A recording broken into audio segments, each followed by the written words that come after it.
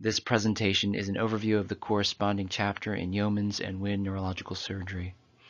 The chapter focuses on the natural history and treatment of cervical carotid occlusive disease, and we present a general algorithm for the medical management of carotid occlusive disease. Atherosclerosis is a disease of the intima that causes narrowing of the vessel lumen. The pathologic mechanisms include shear stress from high-pressure arterial flow at the carotid bifurcation, reactive processes that involve lymphocytes and lipid-laden macrophages, and inflammation that damages the endothelium through oxidative stress and free radical production. TIAs and strokes occur when a portion of the plaque ruptures and migrates distally into the intracranial circulation as thromboembolism. This slide lists potential clinical manifestations of symptomatic carotid disease. Amaurosis fugax is defined as acute, atraumatic, monocular visual loss, often described as a curtain being lowered over the symptomatic eye. Variable combinations of these symptoms may be seen depending on the site of the stroke. Natural history studies and clinical trials have demonstrated that the risk of ipsilateral stroke roughly correlates with the degree of carotid stenosis. For asymptomatic moderate to severe stenosis, the annual stroke risk is in the 1 to 2% range. Of course, symptomatic patients have a higher stroke risk. For symptomatic 70% or greater stenosis, stroke risk was 26% over 2 years in NASIT. As our understanding of the pathophysiology of carotid plaque has grown, characterization of plaque severity by morphology has become increasingly important. Plaque instability increases the risk of plaque rupture and subsequent TIA or stroke, but quantifying the additional risk has proved challenging.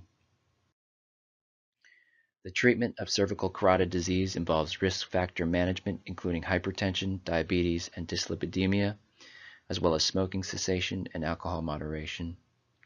It also includes pharmacologic treatment and surgery when indicated.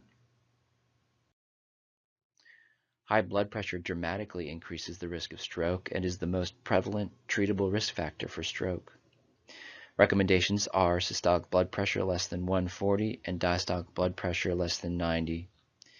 If there's a history of stroke or TIA, these numbers are 130 and 85.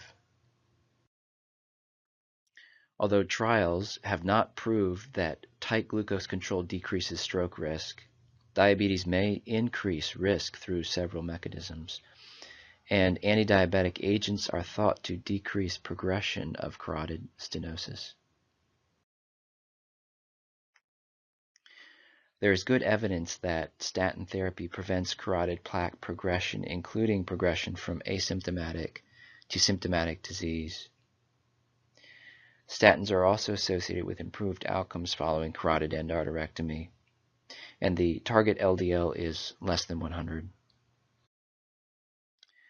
Other treatable risk factors include smoking, heavy alcohol consumption, and obesity.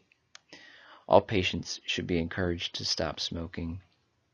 Light to moderate alcohol intake may actually exert a protective effect on carotid atherogenesis. The treatment of cervical carotid disease also includes pharmacologic treatment. Low-dose aspirin remains the mainstay of medical treatment of carotid occlusive disease.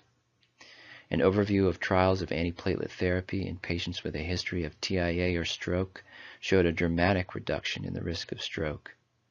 Aspirin is also associated with improved outcomes following carotid endarterectomy. The best-known adenosine diphosphate pathway inhibitor is clopidogrel. Studies indicate it is at least as effective as aspirin, but there are disadvantages, including increased bleeding risk on the one hand and resistance in as many as 30% of patients on the other hand. Dipyridamole is a phosphodiesterase inhibitor that is often administered in combination with aspirin. Evidence indicates the combination may be as effective as aspirin or clopidogrel in preventing stroke, but not as well tolerated. The main side effects of dipyridamole are GI distress and headache. There is not good evidence for anticoagulants for stroke prevention in carotid disease, but if anticoagulation is required for other reasons, such as atrial fibrillation, The usefulness of adding antiplatelet therapy is uncertain. The surgical management of extracranial carotid disease is discussed in detail in other chapters. In brief, endarterectomy has been evaluated by numerous high-quality randomized controlled trials such as NACIT, ECST, and the asymptomatic carotid stenosis trials.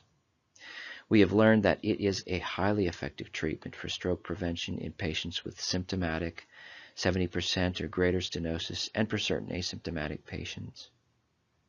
Numerous trials, such as CREST and SAPPHIRE, have shown endarterectomy is superior to angioplasty and stenting for most patients. In conclusion, symptomatic carotid stenosis carries a high stroke risk. The comprehensive effective treatment of carotid stenosis includes risk factor treatment, pharmacologic treatment, and surgery when indicated.